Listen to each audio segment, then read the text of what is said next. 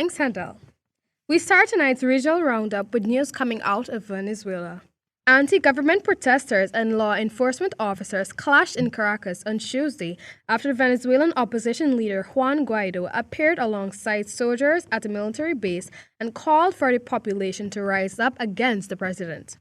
Hoy se vence ese miedo. Hoy, como presidente encargado de Venezuela, legítimo comandante en jefe de las Fuerzas Armadas, convoco a todos los soldados, a todos y a todas, la familia militar, a acompañarnos en esta gesta, como siempre hemos hecho, en el marco de la Constitución. He has called before for the military to rise up against the government of President Nicolas Maduro, but doing so flanked by men in uniform at a base in the heart of the capital was a new step.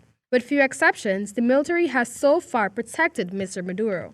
Mr. Guaido claimed that the definitive end of the absorption starts today, but it was not clear how many civilians or soldiers would heed him. Jorge Rodriguez, the government's information minister, said on Twitter that the government was confronting and deactivating a small group of military traitors that he said had taken over the base to promote a coup. He blamed the coup-mongering alt-right, which he said had pushed for a violent agenda for months in Venezuela.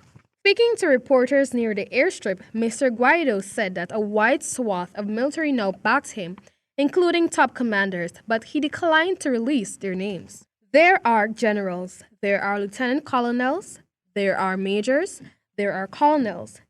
It is a reflection of the country, he said. Mr. Guaido said he had no communication with Mr. Maduro. The government and supporters of Mr. Guaido appeared to be bracing for further confrontation.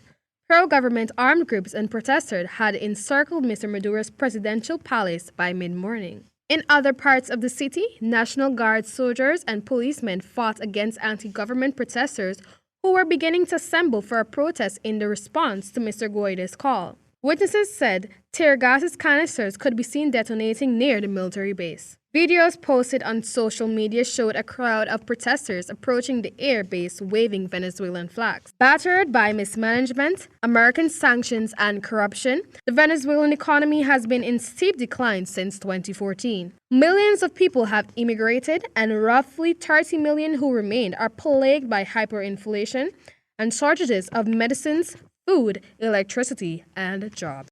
Mr. Maduro, who has been in office since 2013, won re-election last year in a contest that was widely seen as fraudulent. In January, the National Assembly, controlled by the opposition and led by Mr. Guaido, declared the election and the government illegitimate, leading Mr. Guaido to claim to be the rightful transitional leader.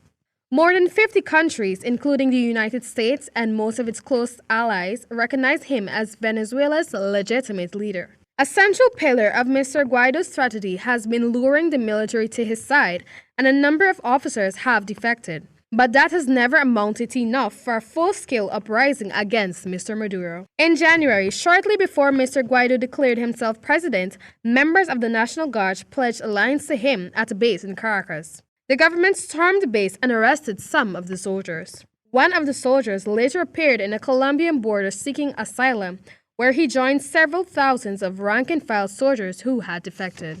Turning to Trinidad now, police have identified 3 people who were found dead in the vehicle along the Solomon-Jocoy Highway in St. Madeleine on Monday. Couple George Quintero and Carmelita Garcia Quintero and Quintero's daughter Marisol were identified as the victims found in the pickup, which was registered in Garcia's Quintero's name. Police confirmed the couple lived at Block 5 Pamisi, San Fernando. According to initial reports, their bodies were discovered in the cabin of a red Nissan Frontier pickup at around 7 a.m. The pickup was parked along the shoulder of the southbound access lane of the bridge which crosses over the Quipero River, approximately 500 meters away from the C3 Center.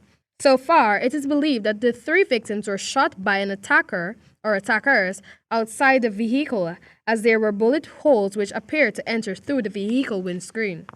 Garcia Quintero was shot in the right side of the face, while Quintero was shot in the left side of his face. Homicide investigators and crime scene investigators cordoned off the area as they examined and photographed the bodies and searched the areas for clues. Police also blocked off one of the lanes along the bridge, causing traffic congestion. In Barbados, Police are investigating the circumstances surrounding the stabbing death of 27-year-old Anthony Nurse of Stratford Hill, Pine, St. Michael. Station Sergeant Michael Blackman said the incident occurred around 5:45 p.m. today. Blackman said that on arrival at the scene, police learned that Nurse had been transported to the Queen Elizabeth Hospital by a private motor car where he succumbed to his injuries. A man is currently assisting the police with their investigations.